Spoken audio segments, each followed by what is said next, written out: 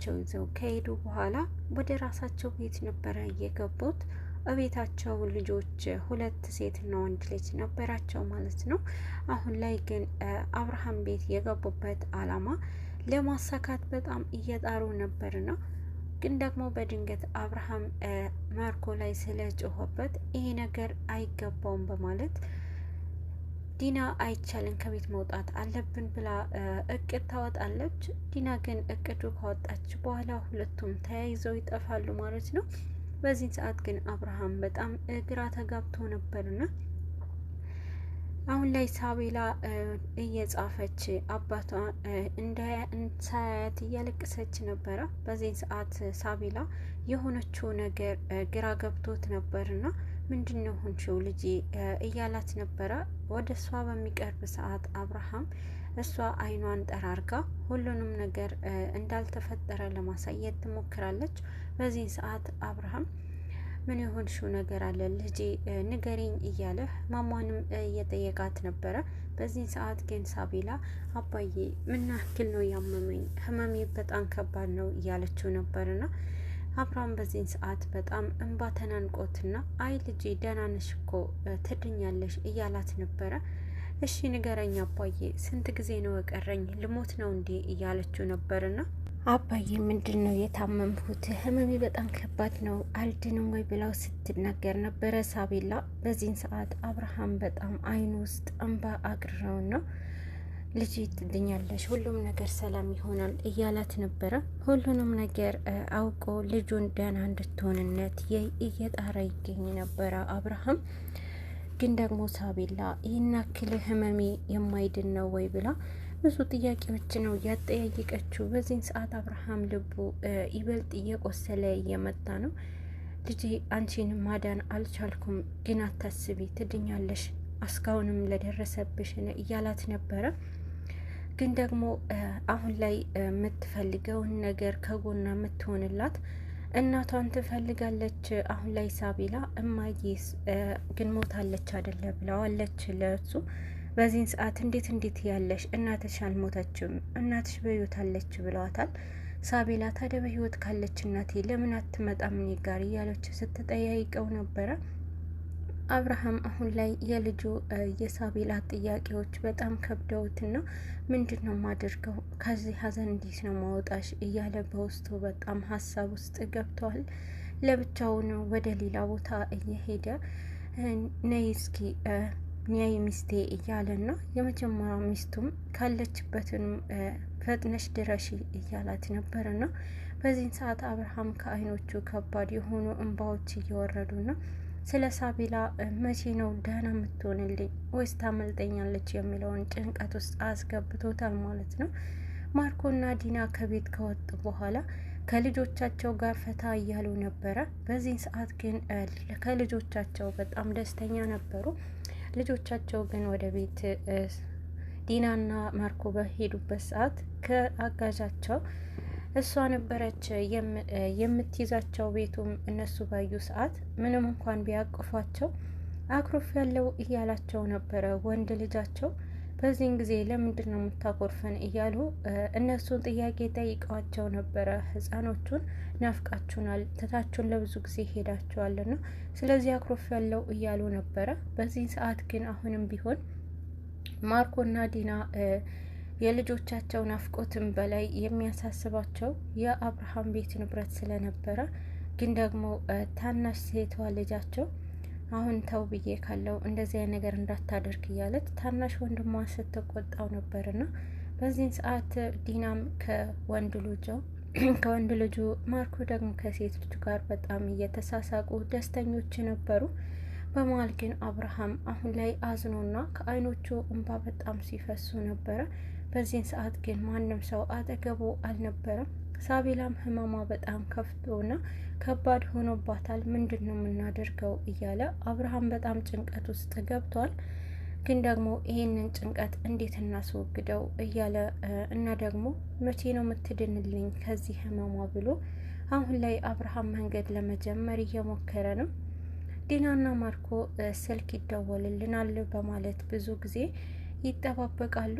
ዲናና ማርኮ አወጣጣቸው ከአብርሃም ቤት ክብራችን ተነክቷልና እስኪ ለምነን ብለው ነበረና ከዛ ቤት የወጡት።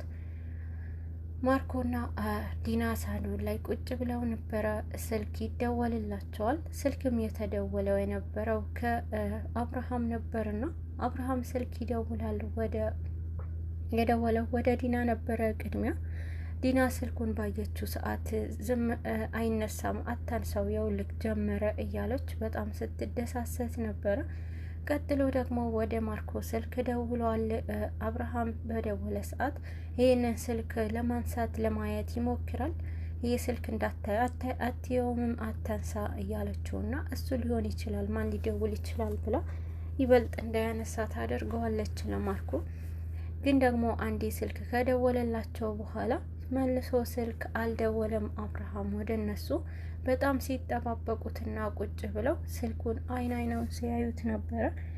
ስልኩን አይኑን በማየት ይበልጥ ደግሞ ማርኮስ ስሜታዊ ሆኖና በጣም እየተንቀጠቀጠ ነበረ። አይደውልም እንዴ ሰውዬ እያለ ስልኩን 10 ጊዜ እያየ ነበረ። ግን ስልኩ አንዴም ሊበራላቸው አልቻለም። በዚህ ሰዓት ዲናም ጭንቀቷ ጨምሯል። አየሽ አንቺ ያልሽውንም አንቺ ያቀድሽው እቅድ አየሽው እንዴት እንደሰራ አየሽ፣ አንቺ ነሽ ከዛ ቤት እንድንወጣ ያደረግሽው። ይሄ እቅድ ይሰራል ብለሽ ነበረ፣ ታዲያ የታለ የሰራው እያላት ነበረ። በዚህን ሰዓት ተረጋጋ እንጂ ማርኮ አሁን ይደውላል አላልኩም እያለች በጣም ማርኮንም ለማረጋጋት ትሞክራለች። ግን ብዙ ጊዜ ስልኩ እየተጠባበቁት ሲንጎራደዱ ነበረ። ዲናም በጣም በጭንቀት ውስጥ ተወጥራለች። ማርኮ ይበልጥ ቤቱን ሙሉ ሲንጎራደድ ነበርና አሁን ላይ ግን ምንም ነገር አለመደወሉ በጣም ሁለቱም ጭቅጭቅ ውስጥ አስገብቷቸዋል። አሁን ላይ አብርሃም ስልክ ከመደወል ሌላ ራሱ መንገዱ እየጀመረ ይገኛል። የአብርሃም ፍላጎት አሁን ላይ ምንም እንኳን ዲና ከጎኑ እንድትሆን ቢፈልግም ዲና ግን የራሷ እቅድ እንዳልተሳካላት ስታስብ አብርሃም ይበልጥ እምነቱ እንዲጥልባት ነበረ ከዛ ቤት የወጣችው። የአብርሃም እምነት አጥቻለሁ በማለት ከወጣች በኋላ አብርሃም ግን መልሶ አለመደወሉ ሁለታቸውም ዲናና ማርኮም በጣም አጨቃጭቋቸዋል። በሁለቱ መሀል ከባድ ጸብ ተፈጥሯል። አንቺ ያልሽው ነገር በመስማት ነው ከዛ ቤት የወጣሁት፣ ከእቅዴና ከአላማዬ ልታፈነቅኝ ነው እያለ ማርኮ ዲናንም መውቀሱን ጀምሯል። ግን ደግሞ ዲና ተረጋጋ ብዬ ካለው ብላ በራሷ ውስጧ ጭንቀት ግን ደግሞ ማርኮን ለማረጋጋት ትሞክራለች። አሁን ላይ አብርሃም እንዴት አደርጋለሽ ዲና? ምን አጠፋው? ምንድነው ጥፋቴ? የቱ ጋ ነው የኔ ስህተት? እያለ አብርሃም የዲና ከቤት ትታ መውጣቷ በጣም አስጨንቆታል። ምንድነው ያጠፋውብሽ ዲና? ምንድነው ያደረኩሽ? ምንድነው ያጠፋ? በዚህን ሰዓት ግን በጣም ከሩቅ ሆና ርብቃ እያየችው ነበረ። የአብርሃም ልብ መሰበር ርብቃ ነበረች ከሩቅ ሆና ስታየው እየተመለከተችው የነበረው። አብርሃም በዚህን ሰዓት በጣም አዝኖና ሌላኛው ልጁ በጣም ታማበት መውጫ ያጣ በሌላ እንዴት ነው ይህንን ልቡ የተሰበረው መጠገንም የሚችለው እያለች ርብቃ ከሩቅ ሆና የአብርሃም ልብ እንዴት መቅረብና እንዴት አድርጋ ከዛ ሀዘን ማውጣት እንዳለባት ስታስብ ነበረ። አብርሃም ግን በሆነ አጋጣሚ ርብቃንም ከቆመችበት አይቷት ነበረ። ወደ ርብቃ በማምራትና ርብቃ የወልሽ ምናልባት ይሄ ያለንበት ሁኔታ ላይ መቾሽ ይችላል፣ ከፈለግሽ መሄድ ትችያለሽ ብሎ ፍቃድ ሰጥተዋታል።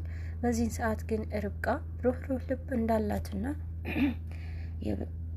የበለጠ ደግሞ ምንም ነገር ማለፍ ትችላለህ፣ አንተ ጠንካራ ነህ፣ ምንም የተፈጠረው ነገር ደግሞ ያለ ምክንያት ሊሆን አይችልም፣ አንተ ራስህ ይሄ ነገር ሊሳካልህ ወይንም ያላየኸውን መንገድ ልታይ ይሆናል፣ ስለዚህ ለመጥፎ ነው ብለህ አታስብ፣ አትጨነቅ ስትለው ነበረ። በዚህን ሰዓት እሺ እያለ ከሷ አርቆ ሄዶ ነበረ። አሁን ላይ ርብቃ ጓድ ፍቅረኛዋንም ወደ ቤት እየጋበዘችው ነበርና አይ አብርሃምንም መደፋፈር ይሆንብኛል መምጣት አልችልም እያላት ነበርና አብርሃም ደስ ይለዋል፣ ስለዚህ አታስብ ብለዋለች ማለት ነው። ኤፊ ወደ ቤት መጥቷል። በዚህ ሰዓት ግን ስልክ ሲጠባበቁ ከነበረ በኋላ ስልኩ አለመደወሉ ማርኮን አሳብዶታል። ይበልጥ ደግሞ ከዲና ጋር ከባድ ጭቅጭቅ ውስጥ ገብተውና ዲናንም እሺ ማለቱ ይበልጥ ቆጭቶት እንደነበርና ትቶ ከዛ እንደሚሄድ ነበረ የተናገረው። በዚህን ሰዓት ዲናን ከውስጥ እንዳለች ቆልፎባት ወደነ አብርሃም ቤት አምርቷል ማርኮ። ወደነ አብርሃም ቤት ከሄደ በኋላ ማርኮ ግን ደግሞ ያየውንም ነገር ከሚጠብቀው በላይ ነበረ ሆኖ የተገኘበት። ምክንያቱም ማርኮ አሁን ላይ አብርሃም በስልክ እየሳቀና ፈገግተኛ ደስተኛ ሆኖ ሲያወራ አይቶታል። በዚህን ሰዓት እኛ ምንም ትዝ አላልነውም በማለት በጣም ቁጭት ውስጥ ገብቶ ነበረ። አየሽ አይደለ ዲና እያለ ዲና በሌለችበት አንቺ የመረጥሽው መንገድ ምን ያህል መጥፎ እንደነበረ ብሎ ያልኩሽን አለመስማትሽ እያለ በቁጭት ውስጥ ገብቶ ነበር። በዚህ ሰዓት ኤፊም ከፍቅረኛው ጋር ከርብቃና ከኤፊ ዘና እያሉ ማርኮ አይታቸዋል። ይበልጥ ደግሞ በጣም ተሰቃየ። ማርኮ ስቃዩ በዝቶና በቁሴል ላይ ቁስል እየጨመራችሁ እናንተ ደስተኛ ሆኖ ደስታችሁን ወደ አመድ መልሰዋለሁ እያለ ማርኮ በጣም ሲዝትባቸው ነበርና አሁን ላይ ማርኮ በጣም ቁጭት ውስጥ ገብተዋል። የአብርሃም ፈገግታ ማየትና ይበልጥ ደግሞ የርብቃ እዛ ቤት ኃላፊነት አግኝታለች በማለት በጣም ቁጭት ውስጥ ገብተዋል። ርብቃ እንደፈለገች መሆኗ እዛ ውስጥ ማርኮንም አይተዋት ስለነበረ ይበልጥ የሁላችሁም ደስታ አንድ ያበላሸዋለሁ እያለ ሲፎክርባቸው ነበረ። አሁን ላይ ልዩ ከዛ ከተዘጋባት ቤት በጣም በስቃይ ውስጥ ትገኛለች።